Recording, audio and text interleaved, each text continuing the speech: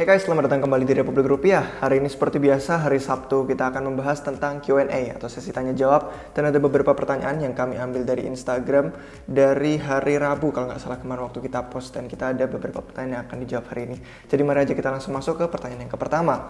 Jadi kalau kita lihat di sini ada pertanyaan dari Fajar Lufti. Dia bertanya, apa itu Black Swan event di cryptocurrency? Oke, jadi setahu saya ini adalah istilah metafora dalam bahasa Inggris. Jadi ini sebenarnya bukan terlibat langsung dengan dunia kripto itu sendiri.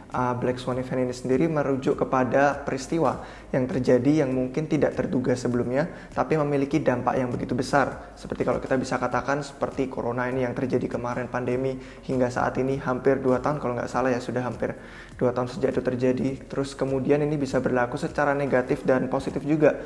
Seperti pandemi berlaku secara negatif. Kemudian ada juga peristiwa-peristiwa besar yang bisa dirujuk sebagai Black Swan event seperti waktu munculnya internet. Tidak terduga munculnya dari mana dan inovasinya juga muncul, tapi kemudian itu efeknya adalah positif karena kita bisa melihat bisnis sekarang tiba-tiba bisa menjadi melakukan bisnis mereka secara online di internet itu sendiri. Jadi ini adalah sebuah metafora bahasa Inggris. Bukan hanya berlaku di dunia cryptocurrency itu sendiri, tapi bisa juga merujuk kepada peristiwa di dunia lain juga seperti sejarah dunia atau mungkin pasar keuangan yang lebih tradisional atau mungkin hal-hal lainnya juga yang bisa dirujuk sebagai Black Swan event itu sendiri. Untuk pertanyaan yang kedua, ini pertanyaan dari Imam 17. Dia bertanya, kenapa staking di Ethereum ditentukan jumlah minimalnya? Apakah jumlah ini dapat berubah? Jadi jumlah 32 ETH ini diusulkan oleh Ethereum Foundation, lembaga utama yang memimpin pengembangan Ethereum, dan ini terjadi waktu mereka mengusulkan ide tentang Ethereum 2.0. Jadi angka 32 ini sebenarnya penting karena kalau kita lihat 32 ETH itu bukan jumlah yang sedikit, itu adalah jumlah yang banyak, dan ini untuk menjamin bahwa mereka itu bisa memiliki jumlah yang cukup untuk mendapatkan hukuman. Maksudnya gimana?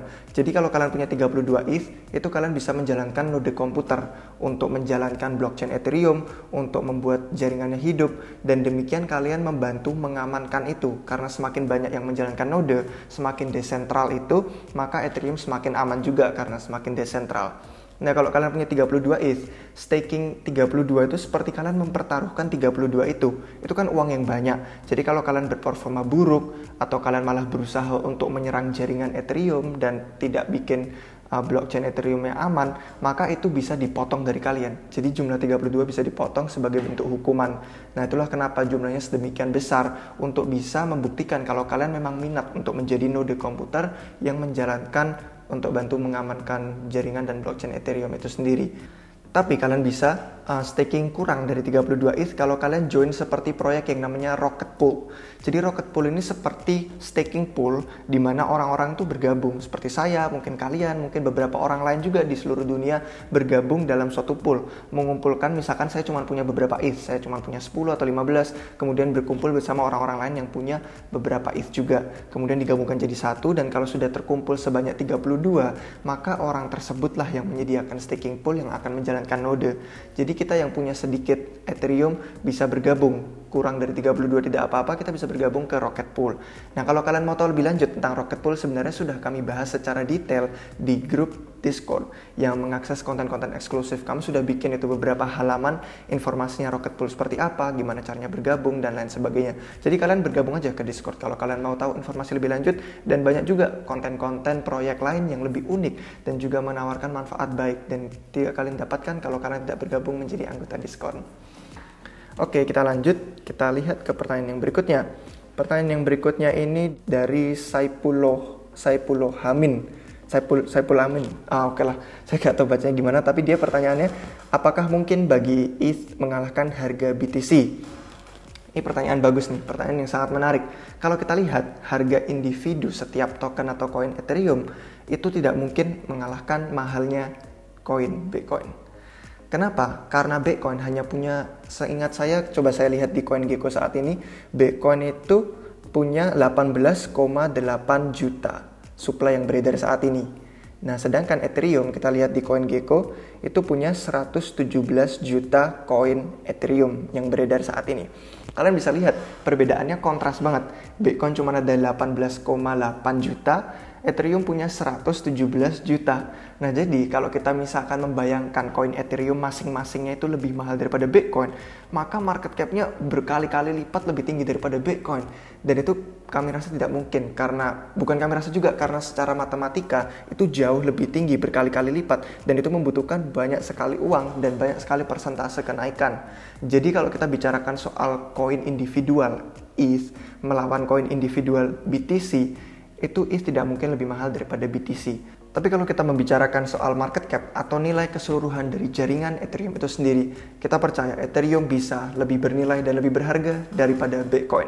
Yang mana nanti kalau market cap-nya Ethereum itu lebih besar daripada Bitcoin, maka menjadikannya cryptocurrency nomor 1 berdasarkan market cap kalau kita lihat di CoinGecko.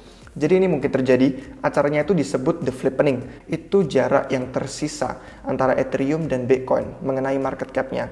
Jadi kami percaya ini karena Ethereum itu jaringannya jauh lebih banyak dipakai, banyak aplikasi, banyak aktivitas, ada ribuan DeFi, ada game, ada NFT, dan ada beberapa tren-tren lain yang akan datang juga. Itu berlakunya di Ethereum. Jadi semakin rame ini, semakin banyak aktivitas, maka kita lihat permintaan atas koin ETH itu semakin meninggi juga. Dan demikian kalian sudah lihat EIP 1559 sudah live, yang mana ETH akan semakin dibakar. Jadi nilainya akan bertambah juga. Jadi kalau koin secara individual tidak akan lebih mahal dari BTC, tapi market cap jaringannya secara keseluruhan bisa lebih mahal daripada BTC dan bisa menjadi lebih bernilai, yang mana orang-orang sangat antisipasi di komunitas kripto. Oke, kita lanjut ke pertanyaan yang keempat. Ini pertanyaan dari Wakit Rianto. Dia bertanya, bagaimana nasib Kusama setelah Polkadot jadi? Ini pertanyaan yang menarik juga, karena kita bisa lihat Kusama dan Polkadot itu adalah dua jaringan yang berbeda tapi saling berhubungan. Jadi, Kusama dan Polkadot, meskipun nanti Polkadot sudah selesai penuh, mereka akan hidup berdampingan, akan hidup beriringan. Kenapa? Karena Kusama itu tujuannya sama, untuk menjadi jaringan uji coba Polkadot. Jadi kalau kita misalkan bicara Polkadot sudah jadi penuh, sudah banyak perusahaan, enterprise yang akan masuk ke Polkadot membangun proyek-proyek besar, semua yang akan masuk ke Polkadot harus melalui uji coba di Kusama terlebih dahulu. Jadi meskipun nanti Polkadot sudah menjadi semakin besar, kita masih membutuhkan ekosistem jaringan Kusama. Karena Kusama itu disebutnya sebagai jaringan kenari. Nah, kalian tahu nggak kenapa disebut kenari dan kenapa logonya tuh burung kenari?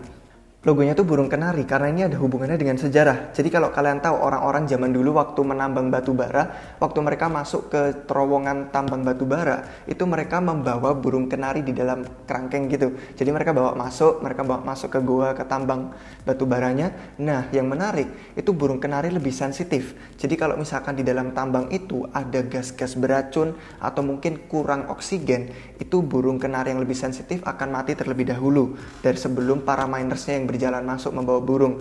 Jadi kenari itu sebagai uji coba. Kita bisa melihat kalau kenarinya mati duluan, maka minersnya bisa lari duluan keluar sebelum mereka kena gas beracunnya itu. Jadi sama perumpamaannya seperti Kusama dan Polkadot.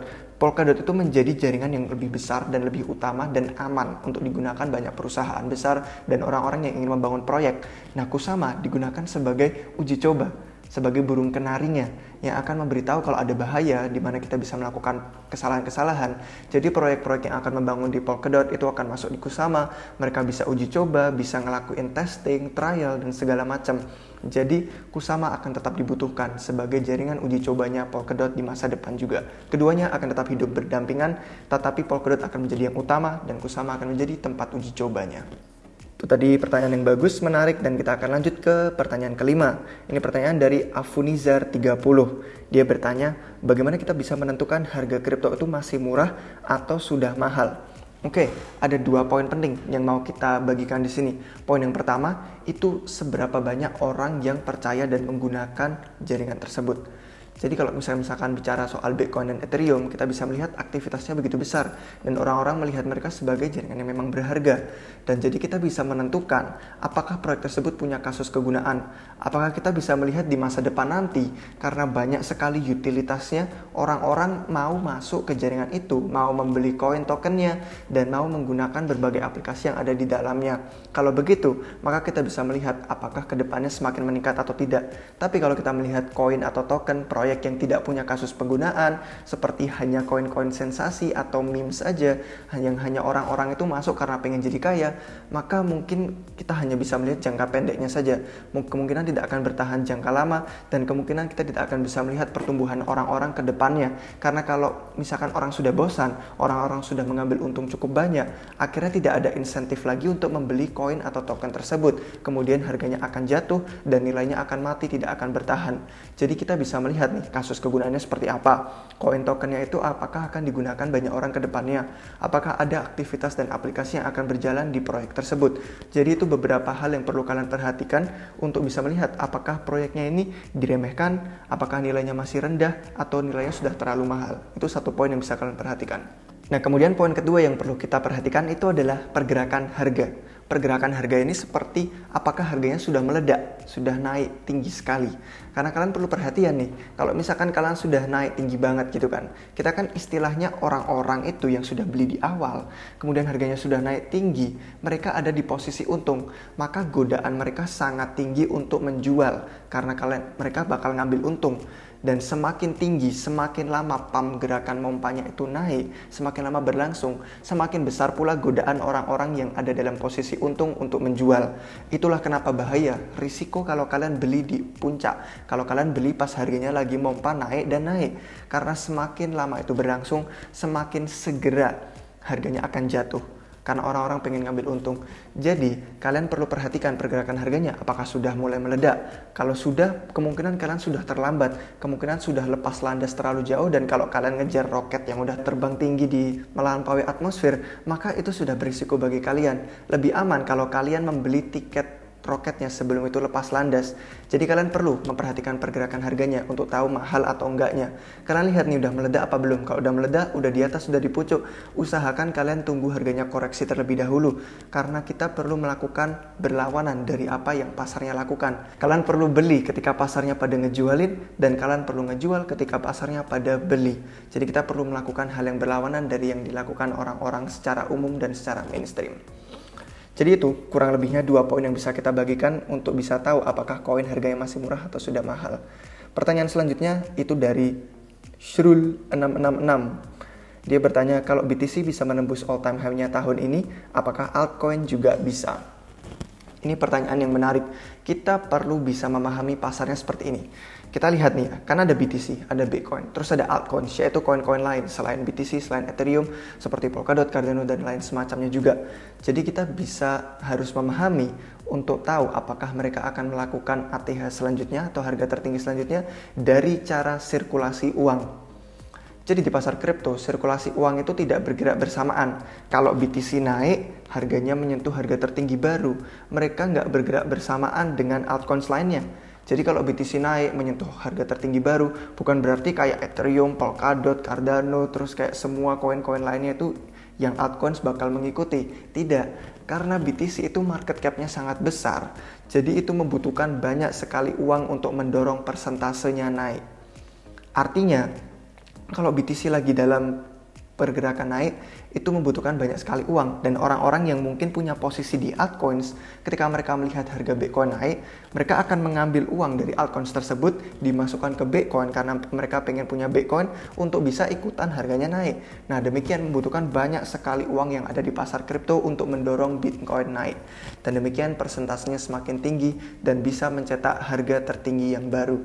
Jadi kita perlu melihat Bitcoin berlari terlebih dahulu, pergerakannya akan maju terlebih dahulu, akan naik duluan, akan untungnya kita bisa lihat duluan. Dan ketika orang-orang sudah merasa Bitcoin mencapai titik yang memuaskan, mereka sudah berada di posisi yang menguntungkan, nah di sanalah kemudian orang-orang menjual Bitcoin untuk ambil untung, kemudian untungnya mereka masukkan ke altcoins. Nah inilah kemudian yang terjadi dinamakan dengan musim altcoins, atau bahasa Inggrisnya alt season. Jadi kalau Bitcoin sudah siap, sudah menyentuh harga tertinggi barunya, kemudian setelah itu barulah kita bisa melihat altcoins naik ke harga tertinggi yang barunya. Jadi kalau kita paham secara sirkulasi uang yang ada di pasar, orang-orang baru yang masuk ke pasar kripto itu kemungkinan akan beli Bitcoin atau Ethereum terlebih dahulu. Jadi Bitcoin dan Ethereum akan naik terlebih dahulu, harganya tinggi, menyentuh harga tertinggi yang baru sebelum altcoins akan terjadi. tapi altcoins akan terjadi setelahnya. Dan yang menarik, karena altcoins itu market cap-nya lebih kecil daripada market cap Bitcoin dan Ethereum, maka sejumlah uang yang akan mendorong Bitcoin hanya 2 atau 3% bisa mendorong puluhan persen bagi altcoins. Itulah dimana alt season terjadi, dimana kalian bisa melihat altcoins naik 2 kali lipat, 3 kali lipat, atau bahkan 4 kali lipat atau lebih. Jadi secara timeline tidak ada yang tahu apakah tahun ini, apakah tahun depan, tapi kita bisa lihat setelah Bitcoin terjadi menyentuh harga tertinggi barunya, disitulah kita bisa lihat altcoins terjadi setelahnya. Jadi tidak akan bersamaan kalau kalian paham bagaimana sirkulasi uang di kripto terjadi. Oke, kita ada pertanyaan terakhir nih, pertanyaan ketujuh dari HMpedia atau Hempedia, yang mana aja lah sama aja. Pertanyaannya dia, apakah Republik Rupiah ada rencana membuat kripto untuk komunitas? Well, menurut kalian gimana guys? Apa kalian suka kalau kita misalkan bikin koin atau token? Coba kalian beritahu aja di komentar gimana menurut kalian pandangannya tentang Republik Rupiah membuat koin atau token. Yang pasti kami hanya bisa bilang satu hal. Kami mengerjakan hal yang sangat besar di balik layar saat ini. Jadi kalian mohon stay tune, subscribe ke YouTube, atau kalian bisa follow ke akun-akun media sosial, biar kalau kami ada pengumuman besar apapun yang akan datang selanjutnya, kalian tidak akan ketinggalan. Hanya itu yang bisa kami bagikan untuk saat ini. Oke, berikut sudah semua 7 pertanyaan yang akan kami jawab dari Instagram untuk sesi Q&A hari Sabtu hari ini. Terima kasih guys sudah menonton sampai akhir dan semoga jawaban yang kami jawab ini cukup. Kalau ada yang masih kurang jelas atau saya berbicara terlalu cepat, bisa kalian tanya klarifikasinya di komentar di bawah. Atau lebih baik lagi, kalian bisa bergabung ke Discord di mana kita bisa ngobrol. Kalian bisa ngobrol langsung dengan para tim kami di sini, anggota di tim NT Republik Rupiah, dan kita bisa ngobrol lebih lanjut tentang pasar kripto, tentang pergerakannya, atau kalau kalian mau mengakses konten eksklusif yang lebih mendalam, kalian bisa bergabung menjadi anggota pendiri Republik Rupiah. Terima kasih guys sudah menonton sampai akhir dan sampai jumpa kalian semua di waktu yang berikutnya. Cheers!